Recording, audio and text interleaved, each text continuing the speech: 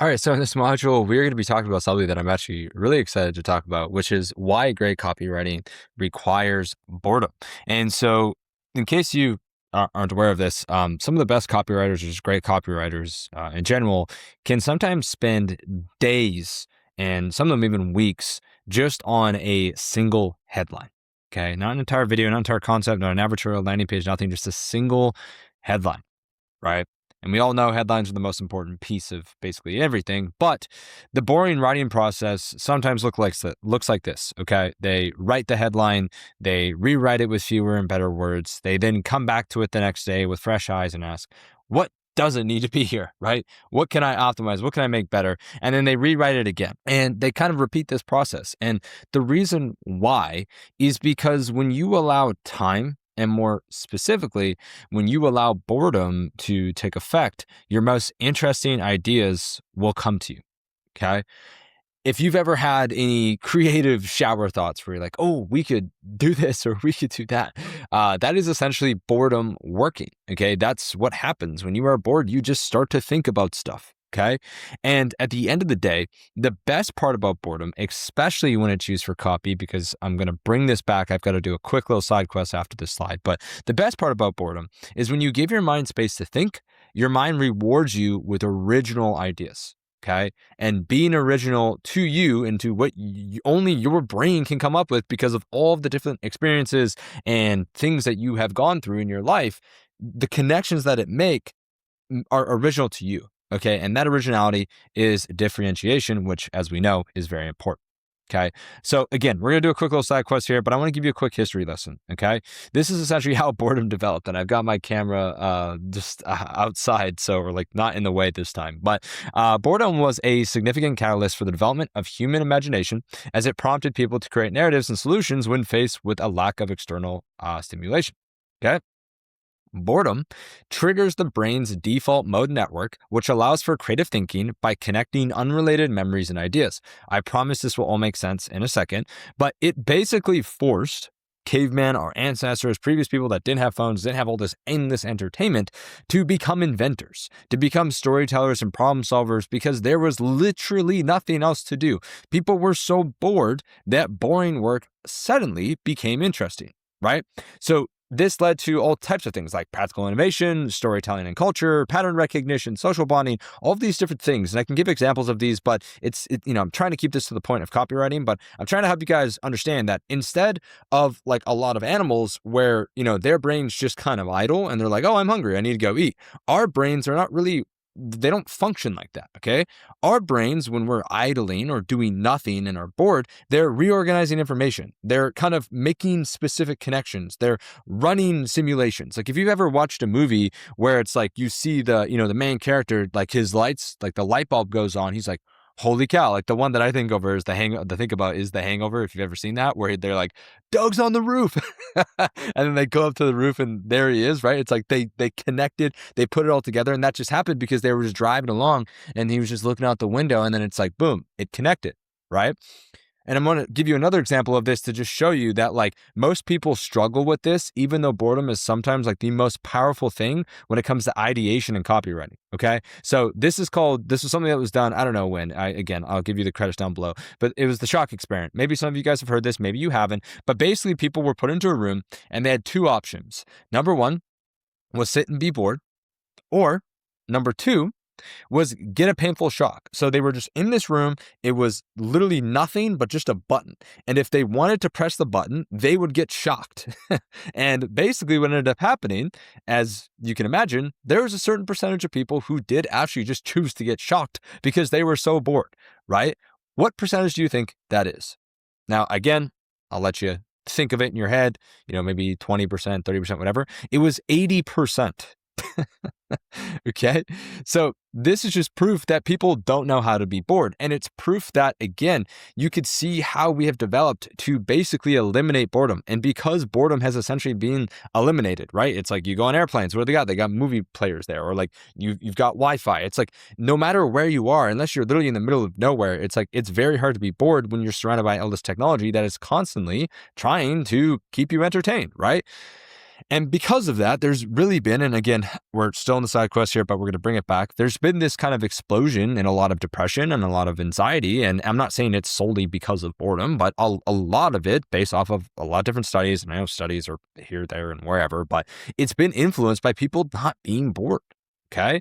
And again, when we look at like boredom and mental health in general, being bored basically leads you to start asking serious questions, because it's like you're not distracted anymore. You've got to start to like focus on your life, right? So many people are like watching like vlogs and like YouTube videos of everybody else's lives, or they're watching these short scrolls, or keeping track of what everybody else is doing. And again, this doesn't affect everyone, but my point is like when you're bored, you can't do that. You can't escape your own reality. So you're kind of stuck with your reality, and it causes you to ask these bigger questions. And most of these big questions for a lot of people are scary because they don't want to look at their life. They're like, what the heck? Like, I don't like where I am. Like, I don't want to do this. Let me pull up my phone and like escape again. Right. And then on top of that, being bored also triggers this thirst for dopamine. Right. And because we want to take the easy way out, that is just how we're wired. Right. You guys have to, again, remember, like, if there was a buffalo that was 10 feet away, or buffaloes on the other side of the mountain, and we had to choose, hey, I'm starving, what am I going to do here? You're not just going to be like, oh, no, that buffalo's too easy. Let me go get this other one for my dinner. It's like, no, you're just going to go with the easiest one, right? That's how you survive, right? But again, because now, again, our brains don't really understand the difference, we have just so much access of like our phones, of Netflix or fast food, like all these things that are just so much easier. We always choose the easier dopamine. And guys, like, I am not perfect with this. Like, nobody is perfect with this, but you have to at least be aware of it, because rather than doing something real to actually get real dopamine that benefits us, most of us just take the shortcut. Okay. And so getting better at being bored means that you will be a lot less bored with work, which is why I share this. And you'll also be a lot less bored in a lot of different situations, right? Because at the end of the day, if you're less bored with your work and you're less bored with what you have, right, you will perform better. And really the magic happens when it's like, when you don't have that easy access to constantly go on your phone, constantly do this, constantly do that, all of a sudden it's like you have to find fun, or you have to find something to do, because you're just so bored that your brain will not allow you to just literally sit there forever and do nothing. Okay. And so that is one of those things where it's like you will start to find meaning in your work, and you'll start to actually perform better. And again, bringing this back to like, why is this important for copywriting? It'll make you, but maybe even enjoy copywriting. Okay. And so boredom in copywriting and how this works together, again, writing copy can sometimes require you to sit there and just think about the idea. Right. And again, unless you're practicing boredom, that's going to be hard for you to do. Right. You literally sometimes when you're writing a script, just have to sit there and do nothing other than just think. And what happens is, if you're not good at being bored and you don't practice boredom, or you're not aware of this, you're just going to pull up your phone and you're just going to be like, I don't know, whatever. I'll just do this headline later. Next thing you know, you're on Instagram, you're on this, you're that, whatever. Right. And again, if you can't handle that, you just divert from it, you back away. And the reason why I don't want you to do that, and the reason why I'm giving you this information, is because sometimes the breakthroughs that you're looking for are not in research. They're not in copying a competitor ad, not in anywhere else other than just what is in your head. Okay. You have so much of us have so much information stored up in here, right? And a lot of it is just like, it's there. We've just got to let our brain like think about it for a second, right? Most of you guys can't think about things for an extended period of time because you've just fried your dopamine, and you just like, you constantly need something, because being bored is hard, right? But again, if you just allow yourself to be bored, boredom a lot of the times can surface the breakthroughs that you're looking for. Now, how can you practice boredom? How can you get better at being bored so you can actually get better at writing copy? These are some things that I do. So for example, no devices until or past a certain point. I was religious with this when I was getting going. We're like, I didn't check my phone until noon. Didn't matter. Never checked it. Didn't care. Now I'm a little bit more kind of in between. Like, I'll grab my phone here or there in the morning because I've just fallen off of it. But again, if you're like locked in and you're trying to like really execute and scale to the next level, like, dude, put your phone down. Like, do you think I have my phone? Do you think I'm grabbing my phone while I'm doing this stuff? Like, no, right?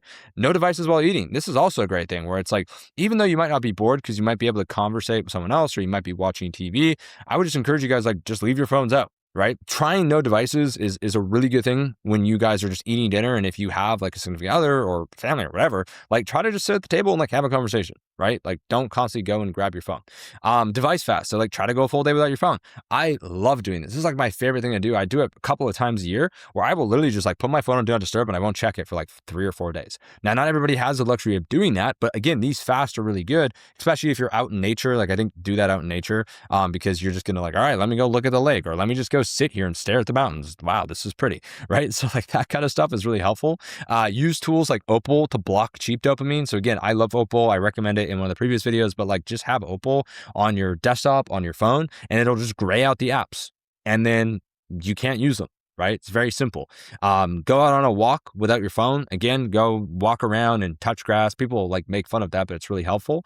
And then one of the things I would honestly recommend that if you really struggle with boredom, this is going to be really hard, but like literally just try to meditate for 5 to 15 minutes a day.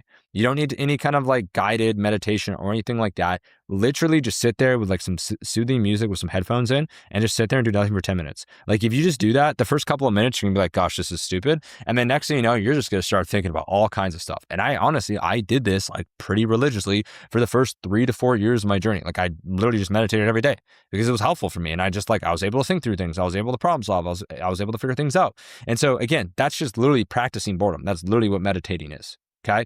And so again, this is a really great quote from Arthur, who is the guy that I didn't really learn this from. It's a YouTube video. It's pretty popular. You guys can find this. And I kind of went down the rabbit hole of boredom as I was going through this to try to better understand it better because it makes a lot of sense.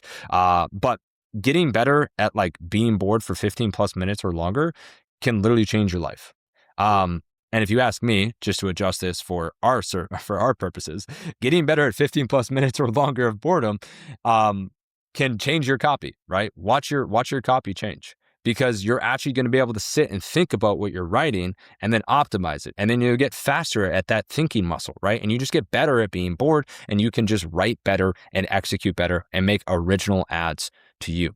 Okay. So stop constantly consuming, sit with your thoughts, be bored, and watch your best ideas and copy begin to emerge from your own little 6 inches of whatever the hell we got up there of gelatin and weird stuff. But anyways, that is the why you need to be bored module. Hopefully for some of you guys, this is really helpful because I think for me, like whenever I'm like, I just need to be bored, like, let me just be bored. It's fine. Like embrace the boredom. It's going to make you not only better at your work, but again, better at your copywriting, which is the entire goal of this program.